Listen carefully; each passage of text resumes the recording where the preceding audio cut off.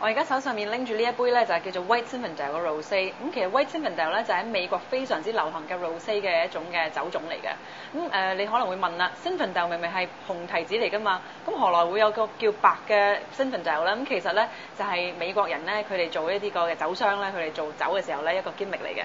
其實咧就係佢哋將啲 Zinfandel 啦喺做酒嘅時候咧就浸一浸，跟住咧就即刻拎走啲皮，約莫可能浸約莫1日到啦。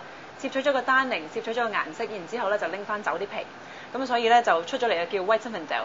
其實咧個 market 上面咧，除咗有 White Zinfandel 之外咧，亦都有 White Cabernet 啦、White Merlot 啊，或者 White Grenache。其實咧有好多唔同嘅 gimmick 嘅名嘅，其實佢哋全部咧都係紅提子嚟嘅。等我而家試下呢一隻 Beringer 嘅2007年嘅 White Zinfandel 先。聞起上嚟咧都有好多嘅櫻桃味啦，同埋有啲花香添。